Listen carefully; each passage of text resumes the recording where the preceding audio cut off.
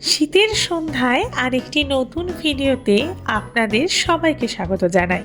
নমস্কার, আমি রুমেলা। আজকে জানুয়ারির 8 তারিখ।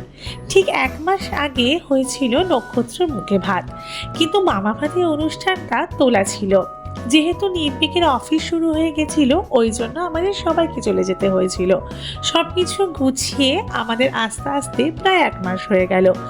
এখন এসেছি কারণ নক্ষত্র রয়েছে একটা ভ্যাকসিনেশন, সেটা দেওয়ার জন্যই আমাদের এক সপ্তাহের ছুটিতে তমলুক আসা। যখন এক সপ্তাহ আছি, ভাবলাম এই সময়ে ওর মামা ভাতের অনুষ্ঠানটা করে নেওয়া যাক। তাই নিজেরাই একটা দিন ঠিক করে চলে গেলাম নক্ষত্রর মামার বাড়ি। আর মজার ব্যাপার, নক্ষত্রর মামার বাড়ি আর আমার মাসির বাড়ি একই। মানে যেহেতু আমার নিজের কোনো ভাই বা দাদা নেই, মানে নক্ষত্র নিজের মামা নেই, সেই জন্য ওরাই হচ্ছে নক্ষত্রর মামা।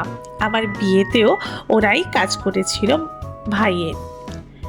এখানে ওর বড় মাইমা ওকে পায়েস আর মিষ্টি দিয়ে মামা ভাতের অনুষ্ঠানটা করানো হচ্ছে। যেহেতু দুই মামার মধ্যে কেউই ওই টাইমে উপস্থিত ছিল না, তাই ওর বড় মাইমা ওকে মুখে ভাতটা দিচ্ছে। রয়েছে আরও অনেক স্পেশাল মেনু, আপনাদের সেটা দেখাবো। আগে এই অনুষ্ঠানটা হয়ে যাক। দেখুন ওর মুখখানি। 7.5 মাসের বাচ্চা, এখন নুন মিষ্টি কিছুই স্বাদ বোঝে না। ডাক্তারদের থেকেও এই ধরনের স্বাদওয়ালা খাবারগুলো ওদের দেওয়া মানা আছে, কিন্তু একটু এই অনুষ্ঠানের জন্য দেওয়াই যায়। মুখে মিষ্টি স্বাদ পেয়ে খুব হাসি আর ভালোভাবেই ও খেয়ে নিচ্ছে। ও এখন খুব একটা খেতে শিখেনি। ওই সেদ্ধ ভাত, ডাল, মিষ্টি আলু, কুমড়ো, সেরেল্যাক, মুড়ির ছাতু, এগুলোই ওকে খাওয়ানো হয়। প্রথমে ওর বড় মাইমা খাইয়ে দিল, আর তারপর আমি একটুখানি নলেন গুড়ের রসগোল্লা দিয়ে ওকে পায়েস খাইয়ে দিচ্ছি। যদিও পায়েসের পুরোটাও খেতে পারেনি, ওই সব মিলিয়ে 1 চামচ। আর ওর প্রাপ্তি হয়েছে সুন্দর একটি কাঁসার থালা ও চামচ। এখানে মা, মাসি, আমি আর নক্ষত্রের বড় মামার মেয়ে দিৎসা মিলে গল্প করছে। আর ও জানেন, এই যে বেগুনি কম্বলটা, তার পেছনে ঘুম দিচ্ছে।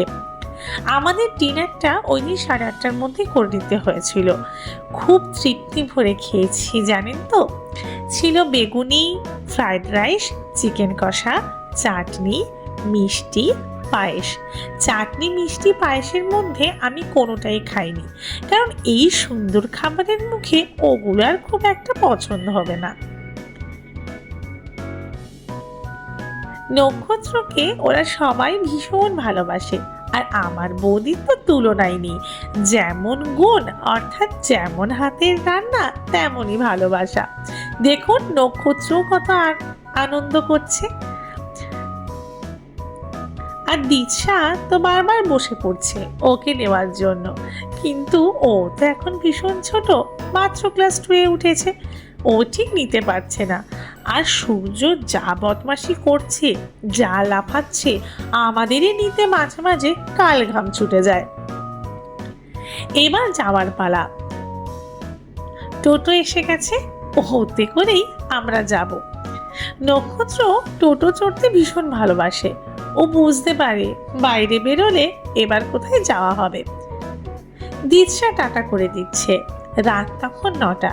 বেরিয়ে পড়লাম বাড়ির উদ্দেশ্যে, আমি, মা আর আমাদের ছোট্ট সূর্য। হাসি মুখে মাসিদের টাটা করতে করতে চললাম বাড়ির পথে। আজকের ভিডিওটা এই অবধি। দেখা হবে আপনাদের সাথে পরের ভিডিওতে।